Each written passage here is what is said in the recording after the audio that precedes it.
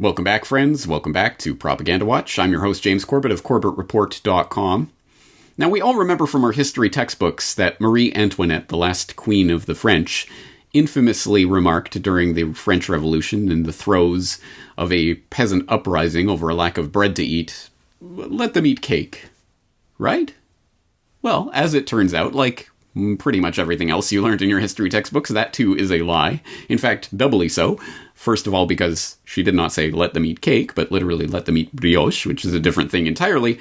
But more to the point, actually there's no evidence whatsoever that she actually said that. This was originally started as some sort of thing that was vaguely attributed to some French royalty, some French princess at some point in the past century or two, and it only actually got affixed to Marie Antoinette 50 years after the fact by pro-revolutionary historians, so take it for what it's worth. And I think we can all understand how, no, we cannot be expected to believe that any would-be misleader of the people could be so divorced from reality, so ensconced in her own privilege, that she would be as tone-deaf as to say something like, let them eat cake to starving peasants, right? Right? Speaker Pelosi, what have you found? What are you going to share with us from your home? Chocolate. Really? Chocolate candy. Oh, wow. And this is something you can get through the mail. Okay. Never run out. Now show me. you? Yeah, absolutely. This is the episode of Cribs I never knew I needed. Oh, my... Wow. Other people in our family go for some other flavors, but chocolate, and then we have some other chocolate here. See, I've always felt a connection with you, and now I understand why. Oh, right.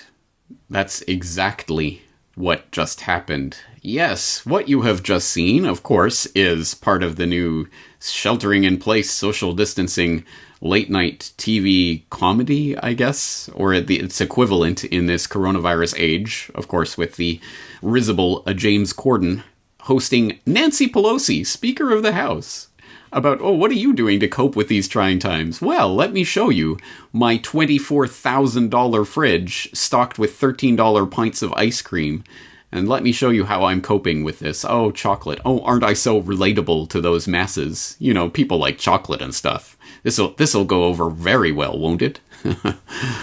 Yeah, no, of course not. And you can find out more information about this from any number of places online. I'll throw in a link to bizpackreview.com. Nancy Pelosi brags about stockpile of $13 per pint ice cream and $24,000 fridge as Americans line food banks, showing how millionaire Nancy Pelosi showed how tone-deaf and arrogant she is by flaunting her dessert stockpile in her $24,000 refrigerator while millions of unemployed Americans line up at food banks amid the coronavirus shutdowns, pointing out that as some people have done the due diligence and found the exact fridge-freezer pair that she has in the background there, it's a $24,000 setup that she has there to stock her trays of $13 per pint ice cream, and this is what's getting her through these troubling times.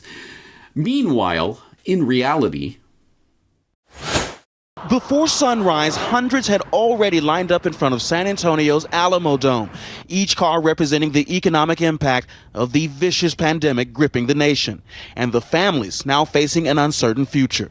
Beatrice Ortiz was the first in line. There's a lot of people hurting out here. You know, a lot of people, even within my family. Soon, under the morning sun, the enormity of a critical need would be made clear. Cars, bumper to bumper, people desperate to feed their families. Matthew Serna among the 2,000 people who came to this food distribution site, laid off from his job soon after the shutdown began. Nobody likes it when your kids ask what's for dinner and you're not sure what to tell them. It's not easy to ask for help, and we try to provide for our own family. Food banks across the country are seeing huge demand. This moving seen at a grocery store in Maryland, and long lines like this one in New York forming outside of this food bank. Oh, what? The peasants are having some sort of problem getting food? Well, just let them eat ice cream. Yes, it's absolutely unfathomable that some politician who one would expect is a servant of the people, right, is not only flaunting their wealth in the public's face, but so oblivious to that inherent privilege that they are flaunting that they would think that it is a good idea to go on some entertainment show and relate to the people by, oh, I'm just engorging myself with this chocolate ice cream. Oh, I know, so naughty. From their $24,000 fridge with their $13 pints of ice cream, while many people for the first time in their lives finding themselves unemployed and taking food from the food bank. It's unfathomable that anyone could be that out of touch with reality, but as we are finding out in this crazy time, there are many people who are that detached from reality, like, speaking of detached from reality, Joe Biden, the Weekend at Bernie's candidate for 2020, tweeting in response to Speaker Pelosi's freezer, "Well, you have great taste," at Speaker Pelosi.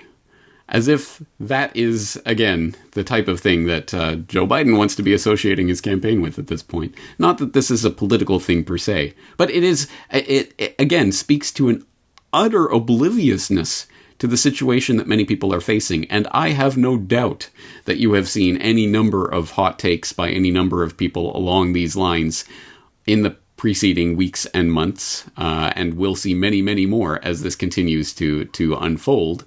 And perhaps no more contemptible example can I find than the hot take by comedian Patton Oswalt, who tweeted out, "Anne Frank spent 2 years hiding in an attic, and we've been home for just over a month with Netflix, food delivery, and video games. And there are people risking viral death by storming state capitol buildings and screaming, 'Open Fuddruckers!'"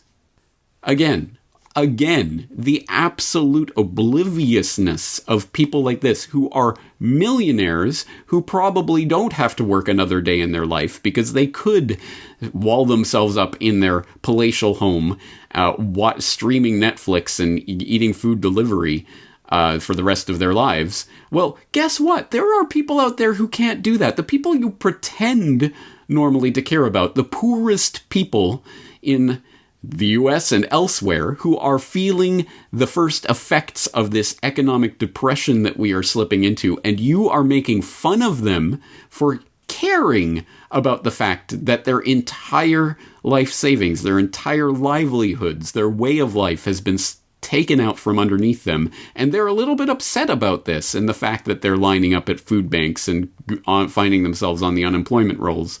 Oh, why are you whining? You just want to open Fuddruckers. Oh, you silly peasants, you simpletons. Let them eat cake. Let them eat ice cream. Again, the tone deafness of this is just off the charts. But I suppose if anything good can come out of the times that we find ourselves living in, it is not only the ultimate demystification of celebrity that has taken place in the era of social media, when we get occasionally to see behind the PR veil that these celebrities raise around themselves, but actually to see what they are like underneath and how they actually respond to people in their social media feeds. But now we are seeing all these absolutely oblivious celebrities as if they matter at all to the average working person who is literally struggling to put food on their family's table. Now, oh, well, we're all in this together, says Madonna in her bathtub surrounded by rose petals in her multi-million-dollar estate. We're all in this together. The virus has made us all equal. Now I'll get some of my underlings to go fetch me some more food. Absolutely just ridiculous. But if anything, I think this really could be the end of the era of celebrity that accompanied the rise of mass media of the 20th century. Perhaps this is truly the last nails in that coffin, and let's hope it is so, because it could not come too soon. But think about this. Think about all of the pieces of information that are embedded in something like Speaker of the House Nancy Pelosi giving you a little peek into her multi-million-dollar mansion where she scoops up $13 pints of ice cream from her $24,000 freezer and wonders why the peasants are so angry about what's going on. It's ridiculous. And I guess it's a good thing that Marie Antoinette didn't live in the age of social media, so that her let them eat cake or whatever she did or didn't say during the French Revolution couldn't be recorded for all posterity.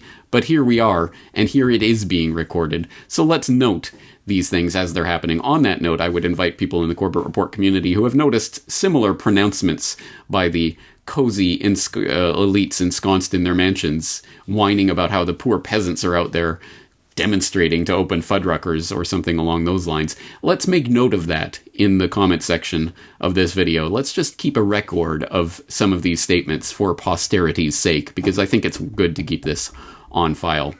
On that note, we're going to end things for today. I'm James Corbett of CorbettReport.com, talking to you again very soon.